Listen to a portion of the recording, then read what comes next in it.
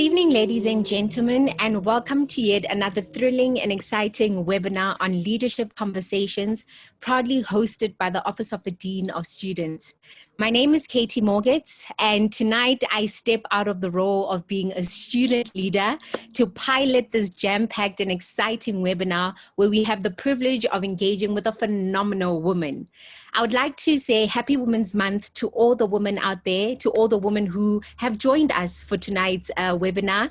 And I hope and wish that this Women's Month not only reinvigorates all the dreams and hopes that you might have, but that it is a good time for reflection on how far you can go in life. Without further ado, allow me to hand over to our beloved Dean of Students, Mr. Jerome September, who has the wonderful task of welcoming all persons in attendance and introducing our keynote speaker for tonight. Over to you, Dean. Thank you, Katie. Thank you so much for that wonderful introduction and for agreeing to host this afternoon. This is, of course, a wonderful opportunity for you to engage. It's an opportunity for you to ask the questions that you want to ask, but most importantly, for you to learn. The leadership conversations are really about providing a platform for student leaders and for students to think about their own leadership journey, to connect with leaders, with individuals, both in the country and outside, who are busy leading their spaces, making their mark, and of course, in doing so, living their truth. And the idea is that you be exposed to this, but that you also be challenged by it. This is certainly not a space where you're not going to be pushed and not going to be challenged. And that is part of what we're hoping to achieve. It is my wonderful privilege to introduce a power woman, someone who is making her mark in her space. And let me just quickly do so. Mary Vilakazi started her career at PwC, where she spent 8 years specializing in the audit of financial services companies. So she was admitted as one of their youngest partners in 2005. And in the years that followed, Mary has undertaken several roles ranging from entrepreneurial pursuits, running an advisory services business, serving in executive and non-executive directorship positions, ultimately ascending to the position of Deputy CEO of MMI Holdings Limited in 2017. Mary made yet another transformative career move from insurance into banking and has held the role of Group COO of First Rand Limited since June 2018. In this capacity, she is the Group Executive Director responsible for First Rand's diversification strategies in insurance and investment management, as well as the portfolio of banking subsidiaries across the African continent outside South Africa. Mary is additionally responsible for providing strategic oversight for regulatory and enterprise risk management activities across the group. Mary was nominated as the World Economic Forum Young Global Leader in 2016. She continues to believe that the private sector could play a valuable role in unlocking significant value for societal benefit, working with government and other social partners. She serves as a trustee on the First Rand Empowerment Foundation and has recently been involved in First Rand Spire, that is the South African Pandemic Intervention and Relief Effort activities, which are focused on supporting frontline workers and health structures in South Africa. Mary is a mother of 4 delightful daughters. She enjoys reading, playing with the children, running, and has a keen appreciation for the arts and outdoor life. Please help me or join me in welcoming Mary Vilakazi. Jerome, thank you for that wonderful introduction. And good evening to everybody that's joined us on this webinar this evening. I believe that the majority of you are student leaders. I was remarking earlier on when I saw Katie at how young she is. You know, I spend most of my days in the office and board meetings with people that are much older than me. So I think the closest I come to young people these days are my lot. And I think we try and raise our girls to have loud voices, you know, all part and parcel of the tradition of what I learned at VET. So I certainly wish that I was in a room with to see all the people that are the future of this country is going to be in, and also just to engage and I think to just feed off some of that energy that I know happens at VET, an institution that I really hold dearly in my heart. So thank you, Jerome, and your office for inviting me to your leadership of this forum that you've set up for the student leaders at VET. I thought I'd start off perhaps by sharing just some 5 principles. I think there are lots, but I try to stick with these 5 principles that when I reflected on my leadership journey, I think they have seen me through many changes of my career that I've undertaken, you know, through different terrain I had to navigate.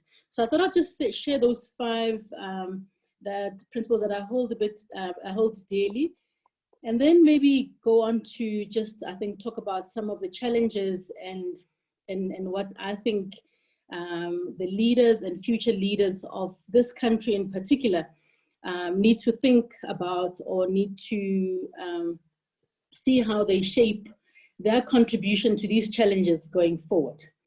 Okay, so you know, so back to just the 5 things that I just want to share. I thought I'll just share the importance to me of a vision. The importance. Mary, please, may I interrupt you for a second? Can you kindly turn your camera back on? Has my camera gone off? Yes, there we go. Welcome back. Thank you. Is it back on? Yes, we have you. Thank you. Okay, all right. So did I lose it throughout the time? I'm trying we to could hear you. We could just you could hear you, but you couldn't see me. Yeah, okay. Yeah, but now we can hear and see you. Okay, good. Okay, now I understand what the problem is. I have to say that every time I'm on a different platform or doing something different, I learn new things with these platforms and technology. So at some stage, I hope to be an expert and understand how I need to navigate them properly.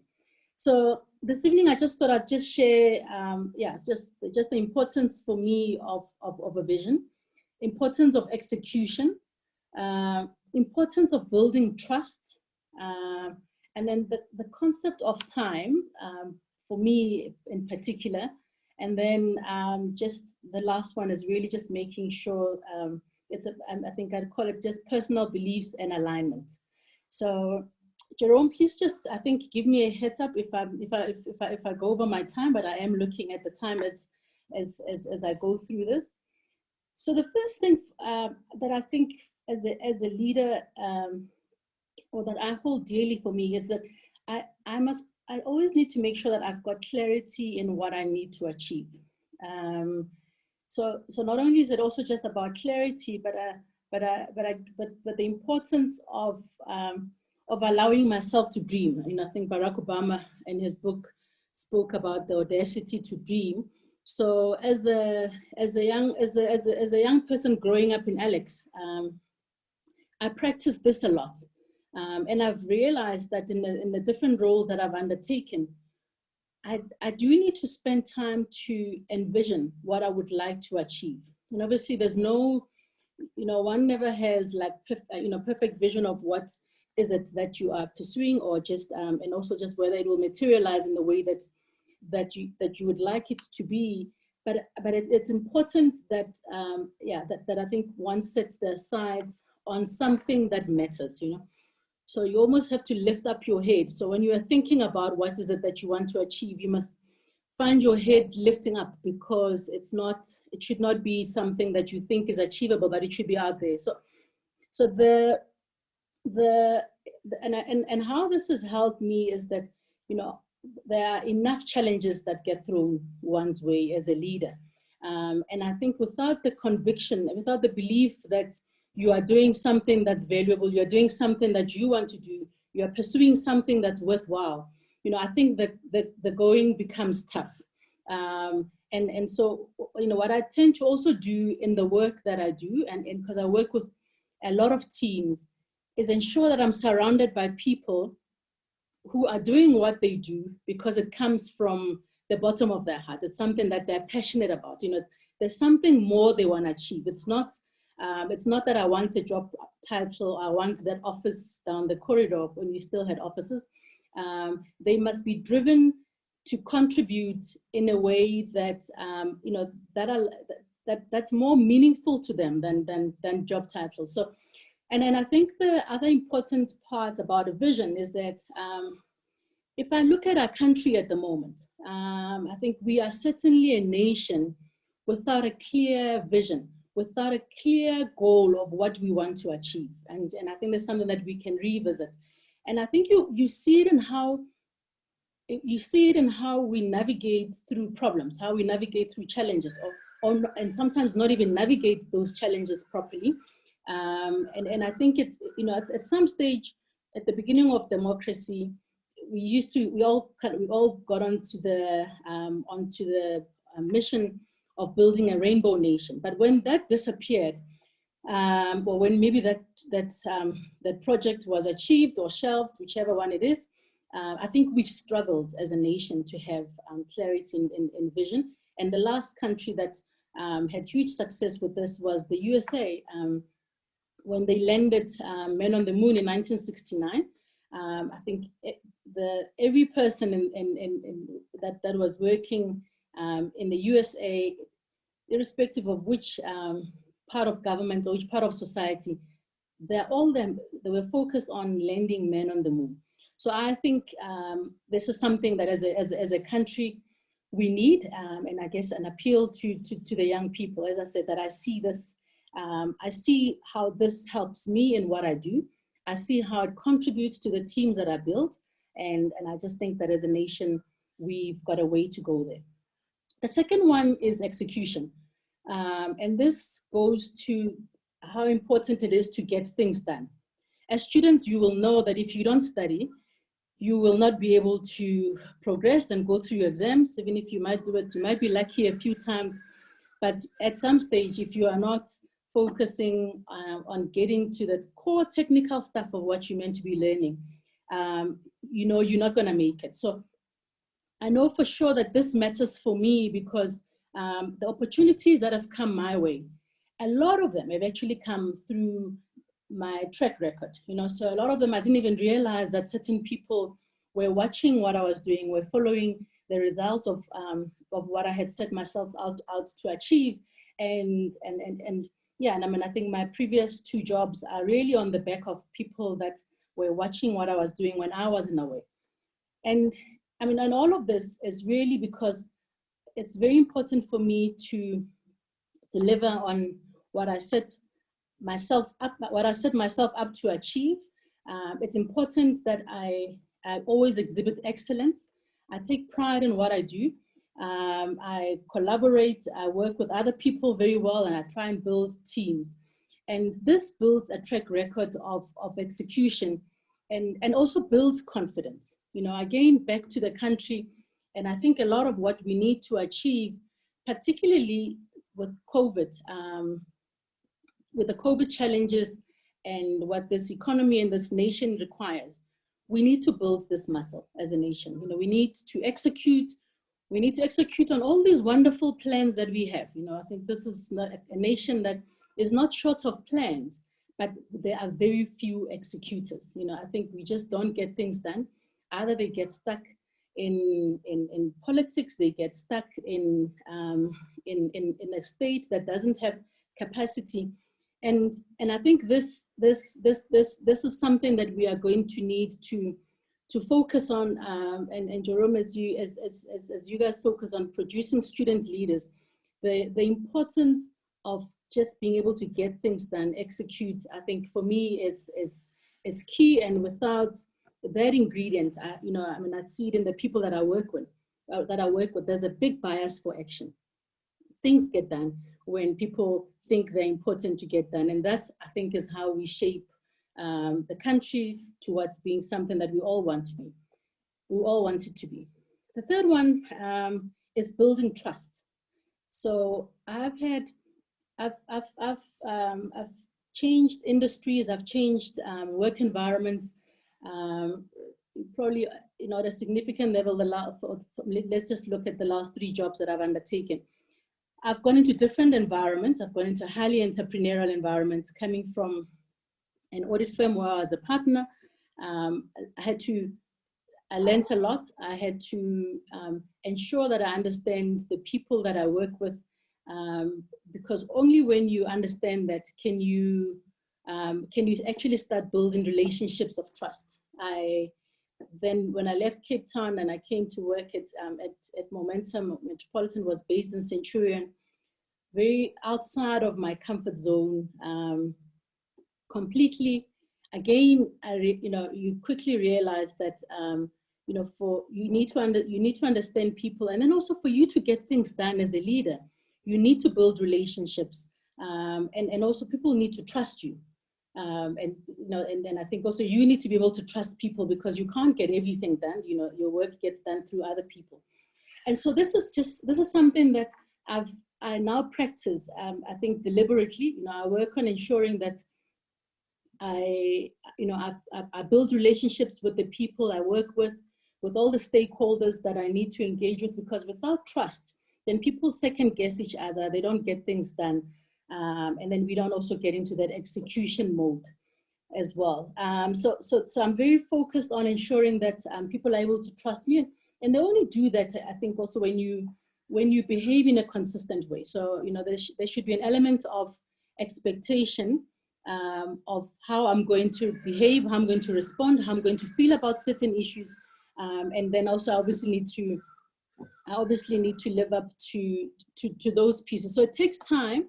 But I think it's a very important ingredient that, again, if I come back to what our nation requires, we need to do this. We actively need to make sure that we are building trust in various structures in which we operate in, because when you work with people that you trust, there's so much you get done. Then I know my team has got my back. The minute that's not in place, then I have to think about what they mean, what could they be up to, and all of that is time that is wasted, and time that is not actually used for useful things. I think when there's an alignment in vision and people actually want to achieve things, then I think there should be a concerted effort in making sure that our behaviors are all aligned and that we build trust, so that we can ultimately build capacity, and I think allow skills and talent to flourish and deliver. The next aspect that I thought I would also just share is time. So, often my nieces, my late daughter as well, who's probably at the age of a lot of the people on the call, one thing I really love about young people is like impatience. You want to see things get done, and you want to see them get done today. So apart from valuing the experiences that I've learned, that I've gained over the years, I've come to appreciate what time has meant in that. So now that I'm 40 something, I can see, when I reflect on my experience, I can see where some of the foundations came from. If I make a good decision, or I made a not so good decision, or I have a moment where I thought, oh, that was great, or not so great. And a lot of it actually comes from the fact that some of the stuff I've tested, I've done it in different places. So that Malcolm Gladwell's 10,000 hours, to perfect a skill is just so important, because there are benefits to having scars from the battlefield. So very important that I think, that I, even if I'm trying to just gain a new skill or I'm learning something new, there's a lot about banking that is new to me that I'm learning. And I'm very focused on ensuring that I go deep. I spend the requisite hours so that one day I emerge from there with my 10,000 hours done, so that I can deal with it in the same way that I'm able to leverage off of the experience and get into that gut feel, that takes experience. So I think the point just for student leaders that you have to set yourself up to make sure that you do get the 10,000 hours in everything that you do, in everything that you want to be considered an expert. We all have to do that.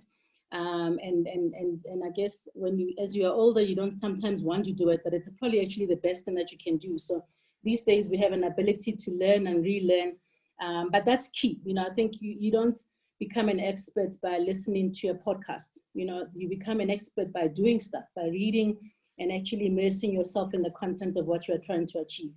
And the important aspect about time is checking yourself and reflecting which time dimension you're operating in. So important to look at the history, at what's happened in the past, because history has an ability to repeat itself. It offers us valuable lessons, and that's why we read. That's why you guys are learning. We get to reflect. We get to judge past decisions. We get to charge. We get to express our opinions on what we think ought to have happened. And also, I think we get to appreciate the importance of institutions. Because some of the things we get to read about, they live long, and some don't. And I think this, for me, 26 years into a democracy, it's something that I think we need to pay a big focus on. We went through years where our institutions were destroyed, and I think our big challenge is actually building new institutions, not even maintaining the ones that work, but building new institutions. So that's a relevance of the past for me. Obviously understanding what didn't go well, because then that's the burden and that's obligation of, that rests on this generation to fix. And the future is a very important time dimension that I know I need to always force myself to go there. And this is the dreaming part, because I think we need to always look forward. We need to be able to imagine possibilities. We need to imagine what a society can look like. And because this is the only way we're going to move from the imperfections of the current moment, is when we've got a clear picture of what we think we can achieve. And I think back to the point I made around vision, we can align to what's getting there. I think sometimes when we face challenges like we are now as a country, when the economy is contracting so much, there's so much hardship with loss of life, with loss of livelihoods. It's easy to get paralyzed, but leaders have to dedicate time to thinking and imagining the future, because ultimately this is what gives us hope, is the fact that tomorrow can be a different day. And maybe one thing I also can share is that for me, the present is a very important moment, and this I've learned through my practices in meditation over the years. As much as I think I appreciate the past for what it teaches me, I appreciate the future for what it allows me to imagine and move forward to. The present is very important. So I think it helps us to make sure that we listen as leaders. I think it's very important to pause, listen, reflect, and actually also just appreciate the life that we have, appreciate the moments that we have, and because it's only in the present moments that we experience joy, we experience sorrow, and it's really only in the present moment that you're engaging with other people. So it's also very important for highly intellectual people to remember that the present is actually the one moment that is valuable, because there's no guarantee that it's not there. But for me as a leader, it helps me a lot to be able to connect with my teams, to be able to connect with people, listen, and have empathy, but also understand just where people are at. And lastly, just to conclude, I think I noted down as just personal beliefs, and so this is important. I suppose as one gets older and you start working in different environments, to be very clear on what things are important to you.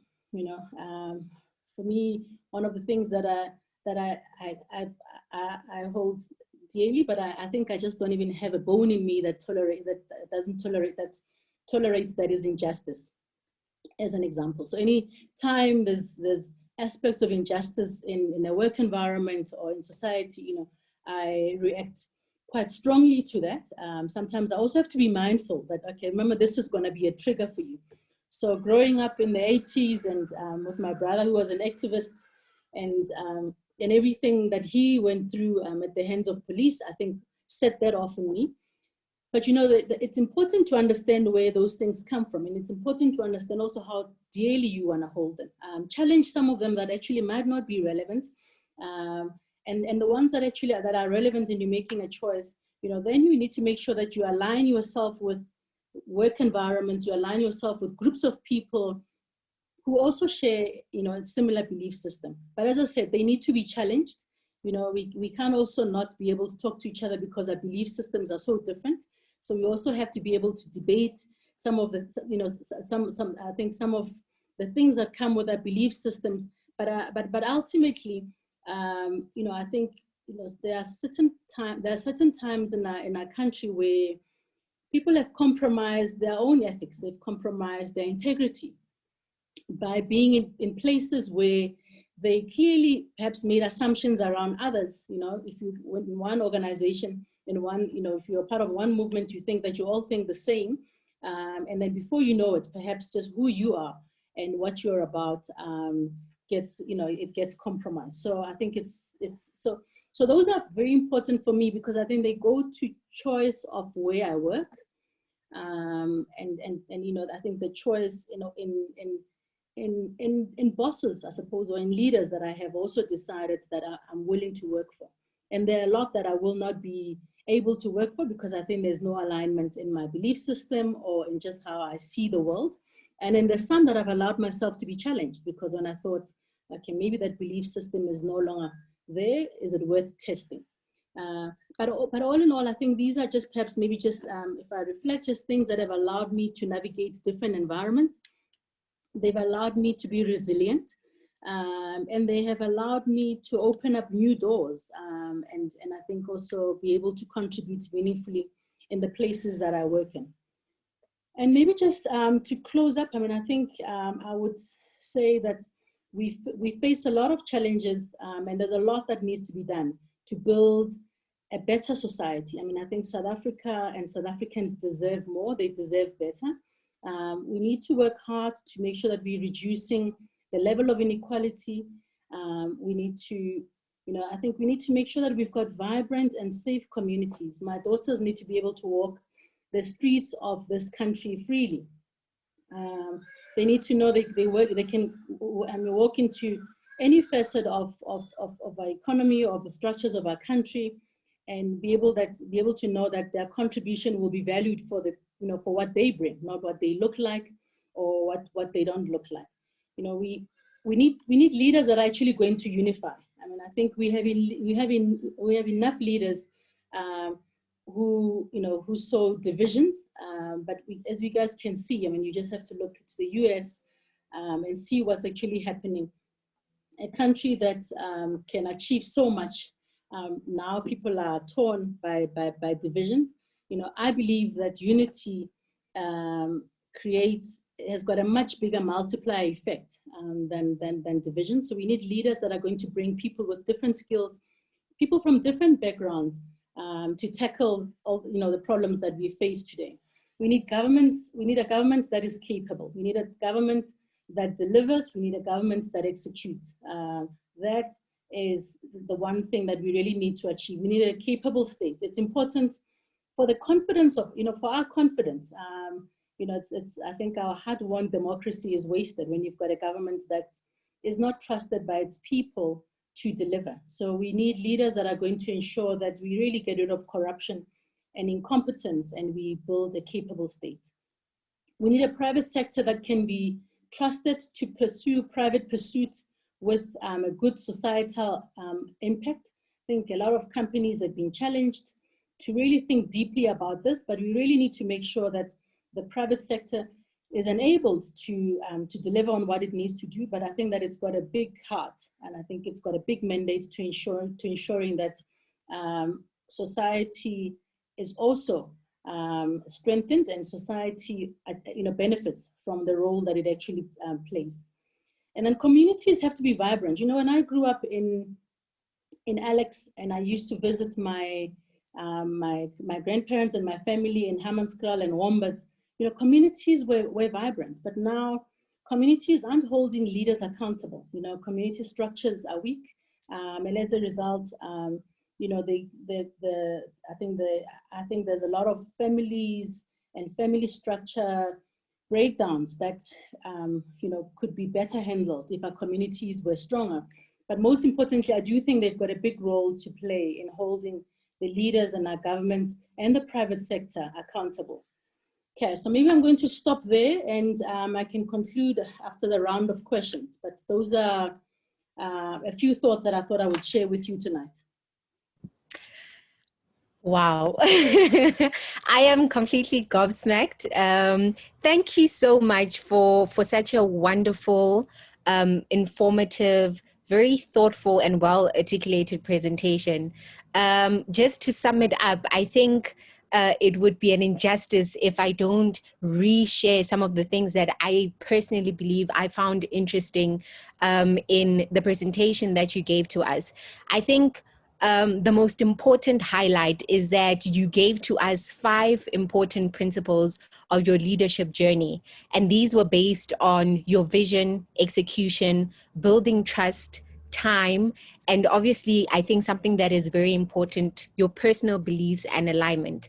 For me, I am excited at the fact that you are challenging us as student leaders to allow ourselves to dream and to be able to lift our heads up high and to go into something with conviction. And even though things may get really difficult, it's important that we surround ourselves with people who are passionate and who are able to contribute in a meaningful way beyond the job titles or what it is that they can get in return. I think you also highlighted something that I think is very important and is an ongoing conversations among young people about the fallacy of the rainbow nation and how perhaps this has tainted our vision, because it seems as though the minute that we were able to achieve democracy, we have lost sight and we have lost direction perhaps of what the future of the country should look like. You also highlighted, I think, how it is important to get things done and that the lack of execution will obviously lead to failure. But I think a key takeaway on the execution point was how opportunities stem from one's action. And it is only in doing things that your work will essentially speak for itself, and it'll be something that you'll be remembered for above everything else. In building trust, we are able to get things done, but one needs to behave consistently. And when there's alignment in vision, we are able to build trust and ultimately capacity. I think everyone needs to draw on Malcolm Gladwell's philosophy of the benefit of 10,000 hours. One should always set themselves out to ensure that they put in the work, and it's important to always remember what time dimension you are operating in.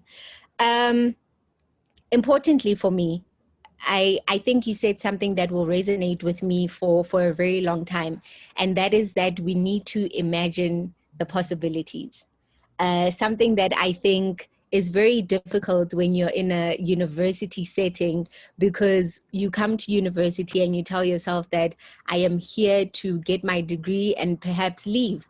And then you are thrown into the deep end, and you get to, like you said, you witness certain injustices that force you to step out of yourself. And to be there for other people and to be a lending hand because you know what it is, or you have witnessed or personally experienced a certain level of injustice, whether in the past, during the apartheid times, or if you're a millennial, in the current socioeconomic circumstances where Black people continue to live in endless poverty. I think one thing that we can also take away from you, Mary Vilakazi, was the fact that we do need to have vibrant communities, and taking into account the fact that it's Women's Month, that a girl child needs to be able to navigate through the economy without worrying about how they look, and the focus should be on what a girl child has to offer. And I think that's very profound. I think it's very profound because so many times a girl child is always objectified. You are not seen for what you're capable of. You are not seen for what you have to offer. But it's more about what one can perhaps take from you, or make you perhaps feel a little less than what you are. With that being said, I would like to delve into the Q&A. We've got quite interesting questions from our attendees. So I'll start with the first question from Sikumbuze Bulose. And Sikumbuzo asks, how are you able to navigate successfully the corporate banking industry dominated by mainly white males? I show up for work every day. So navigating successfully is always open to interpretation. But look, and also you need a time dimension to that. Right? So I would say to date, I mean, I've got a position I've been appointed to. Mm-hmm. I certainly rock up, and I understand the responsibilities I have. I understand the role, you know. So that is more important for me as a starting point, because that's my license to be there, you know. So I've got a role to play. I believe I've got a role to play. I'm passionate about certain things. I'm there to learn. I'm there to, you know, to make a difference, and all those things matter. So, you know, your position and the power that comes with your position and the responsibility that comes with the position, all that matters. And look, I mean, I can say I'm fortunate that I work with people that have been supportive, but I think I also play a role in how they respond to me, you know. So I think it is up to me, and yeah, so I show up at work like I belong there, you know. I park my car there like it was the parking bay that was meant to be for me. So I mean, there was a time when I first joined the Metropolitan Momentum Board, and I was a non-executive board member. It was just after the merger of Momentum and Metropolitan, and the board was made up of 20 people. So I remember looking at the board members. I was a bit younger, being starstruck there. There was Laurie Dippenaar, Paul Harris, Johan Berger, Sizwe Nwasan, you know, all these people that I've just been reading about. Yes. And so, you know, I was starstruck, but then I remember walking into that room. There were 2 women board members, and this one woman wasn't able to attend the first inaugural board meeting. I got into this room. The company secretary was a male. And I literally, so there were about 19 men, and I was the only woman there. Even the person that came to bring coffees during the meetings was a man. And I remember how that felt, you know. I remember how it knocks your confidence. All of a sudden, you're very aware that you're now the only woman. You know, you are a young person, you count the number of black faces, you try and get some comfort there. So it knocks your confidence, you know. So it's something you have to think about, but you also have to remember that you can't show up with that fear, because then you're gonna show up as a smaller person. So you must show up to the role that you've been given, and remember the responsibilities you are there to fulfill, and remember that, okay, you wouldn't also be there if you couldn't do the job. So yeah, so that's how I deal with my everyday life. It gets easier with age. It gets easier with age, but at the beginning, initially in my earlier years of my career, it wasn't easy. I can imagine. And to be honest, I always say that one wouldn't find themselves in the position that they are in if they were not worthy or if they were not deserving. And once you find the confidence and you dig deep within yourself to say that I deserve to be at this specific table, you are then able to challenge, or you are then able to face whatever situation, or in this case, whatever industry, with a brave heart, because you know that you are deserving to be there. I'm going to move on to the second question. And this question comes from Tserofatso Mudiba. And Tserofatso asks, asks, I just wanted to ask, how do you prepare yourself for criticism as a leader, keeping in mind that not everyone will favor your ideas or necessarily agree with your way of doing things? So look, that's an important question. The one solution I would suggest to you is have girl children. So at home, my girls criticize me. I mean, they adore their father, but for me, I'm like criticized first on what I wear, what I look like, why do you have bags? So it's a good round of exercise to bring up girls as much as they adore me, but they are my big critics. So that anyway, so at least that gave me like a bit of a heads up from home. But I think, back to what I said about believing in what you want to achieve, setting yourself a vision, and building relationships, listening to people, so you'll know when you should know when you're being criticized, because maybe you're off. So you must take the criticism, reflect on it, and just say, okay, are people trying to say something useful to me? But if it's not, if it's just criticism because they don't like what you've set yourself to achieve, I mean, it's those moments when I said earlier that, if you set yourself, I think audacious goals, and it's and you've got conviction, you'll show up. I mean, you actually have to have a bit of a thick skin, I think, to be a leader.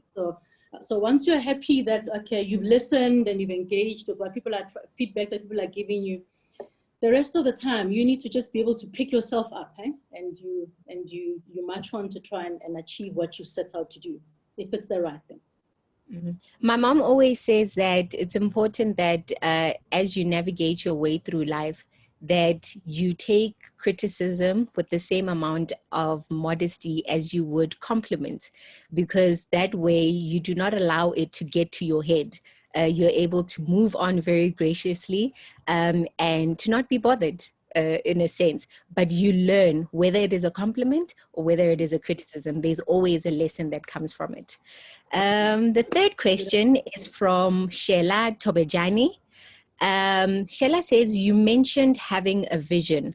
What is your vision now? Is it different from when you started? And if so, what was your initial vision? That's a very interesting question, Angela, and I'll have to reflect on it. I'll tell you the one thing that hasn't changed in the years is that I've always, so maybe let me just rewind a little bit. So when I was in high school, I wanted to be, so for the longest time, I wanted to be a lawyer, because I thought that's the one way to fight for justice, right? To represent people without a voice. And then I went through and I learned history, and I realized I'm not very good at like absorbing all this content. So I had to shift, because lawyers have to read lots and lots of stuff. So I then thought, okay, I've got a flair for numbers, so maybe I do something different. But before I ended up with the numbers piece, I then wanted to be a psychologist, because I wanted to help people. So my guidance teacher discouraged me and just said, no. You are imagining a different world. Black people don't lie on a couch and they say they need help.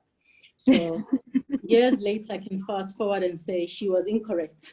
And that's the one piece of skills. I mean, that's a big piece of skill that I think this country requires for our healing.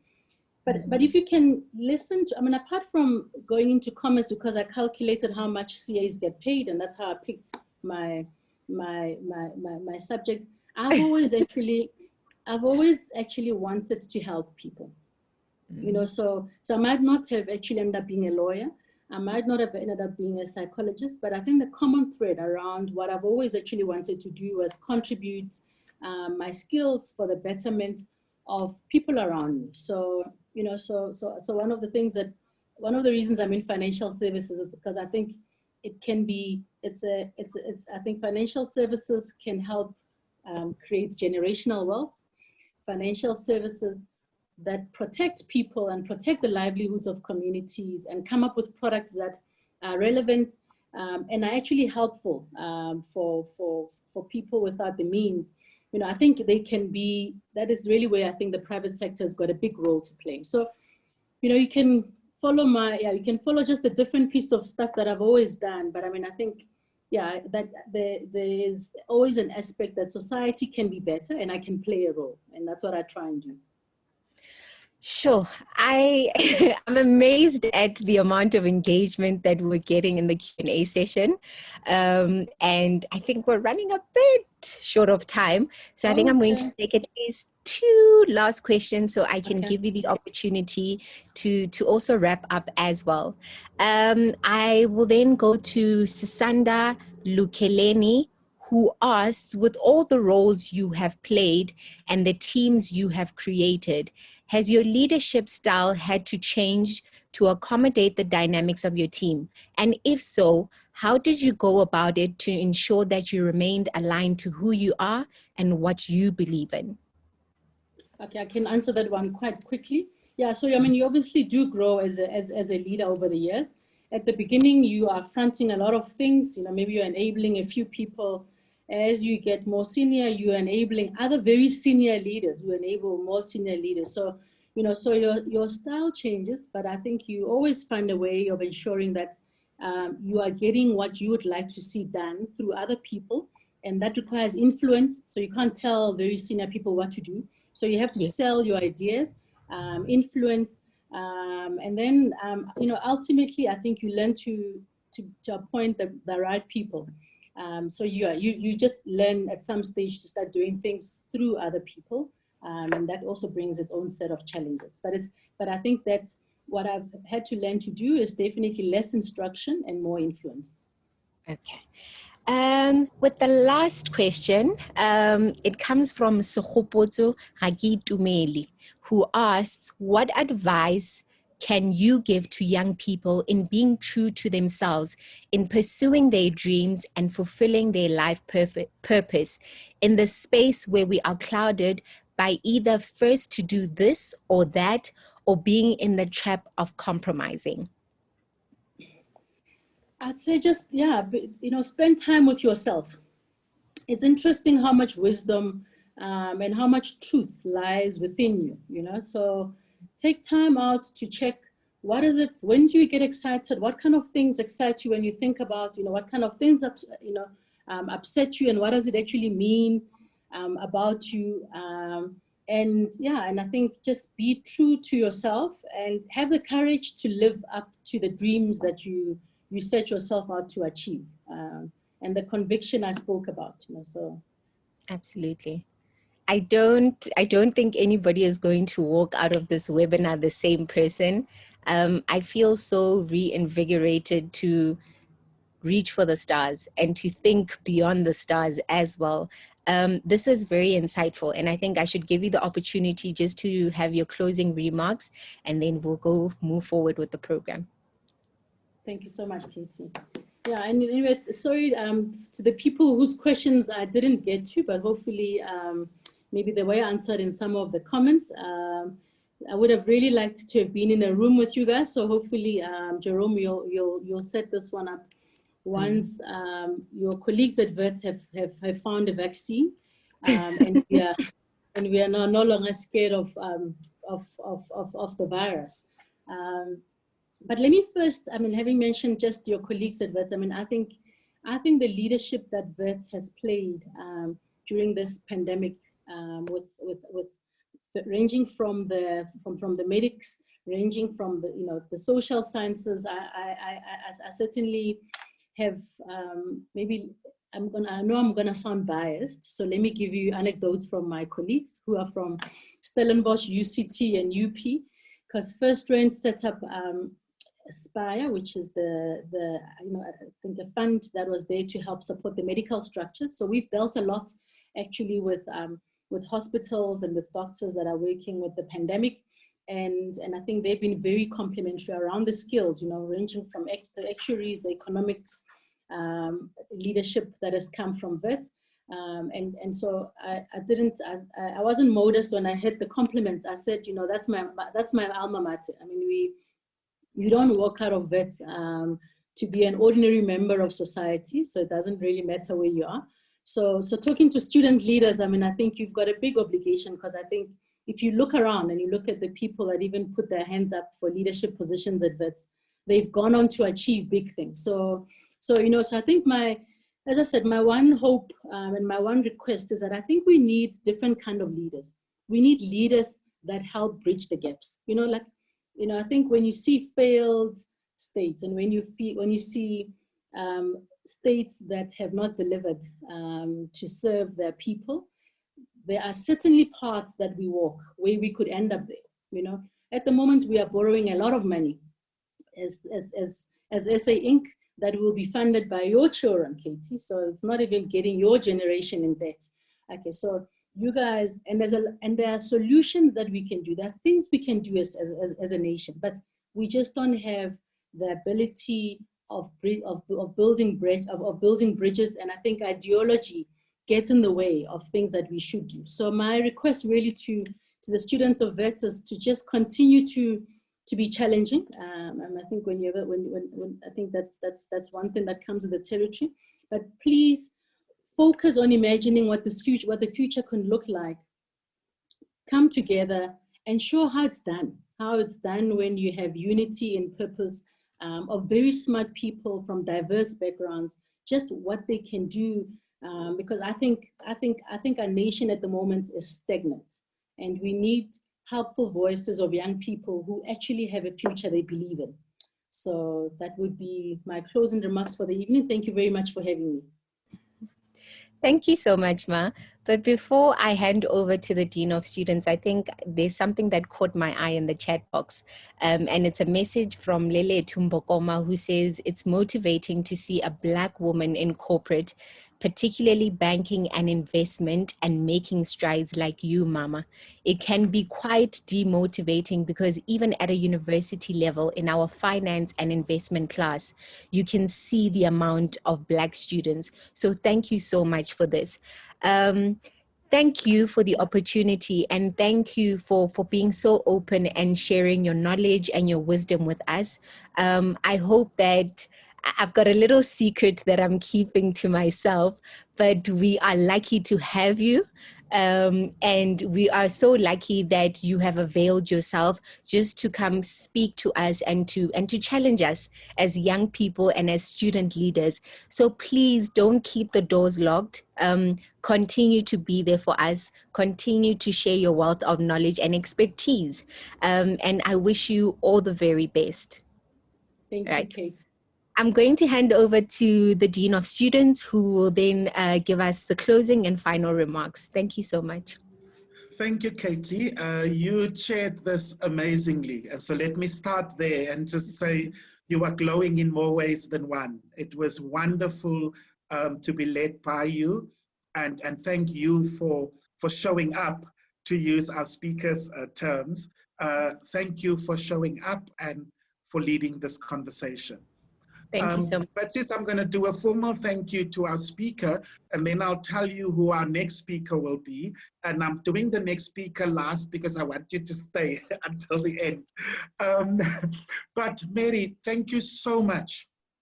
This is really beyond expectation, and the expectations were really high. Thank you for sharing so openly and so generously your thoughts, your experiences. Thank you for sharing those 5 key principles, key things that are drivers. I think it's very valuable for our students to think about and to as they think about their own journeys. Thank you for the tips and for the insights. And importantly, where you started and I think where you ended, which was around dreaming about the possibilities and allowing the dreams to become the glue perhaps and the bridges that pull us together across cultural, linguistic, race, or whatever divides there might be. But perhaps we will meet each other in the dreaming space. And I think that is so important for us to remember. It's so important for young people to think about and to continue thinking about the kind of world that they want to create. These webinars, when we thought about it, it was precisely for this reason. And when we thought about it in February already, it was meant to be face-to-face, and then COVID happened.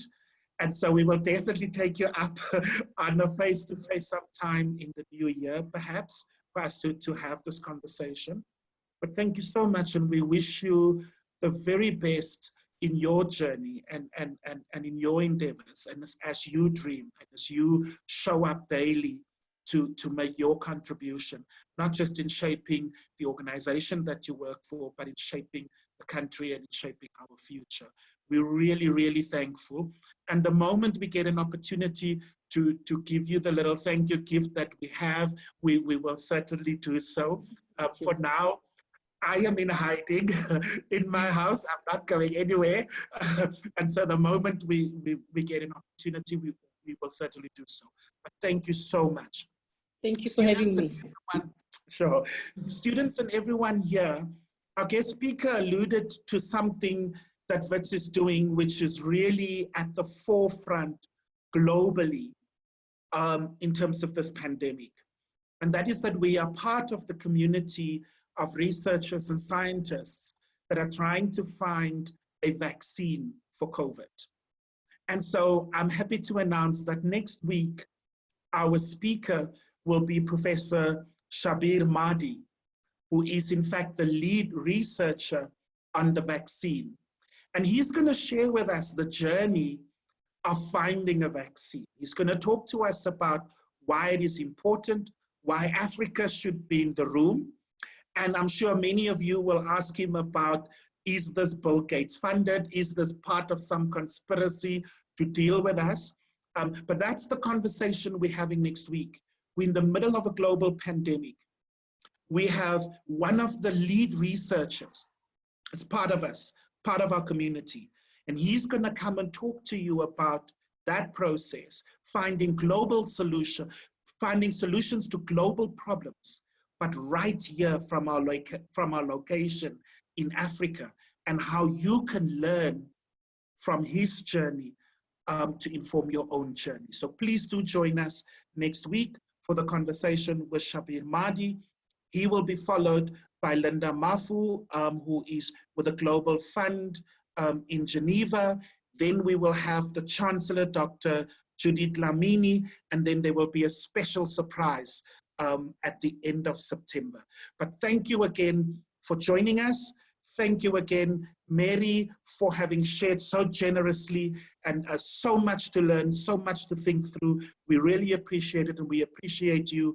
Thank you, Katie, for leading the conversation. Thank you for the team in the background, Tembi, Rochelle, and Michelle, for having supported this. And thank you to every VETSI and every other participant that have showed up tonight. Good night, and I wish you all the best. Thank you, Jerome.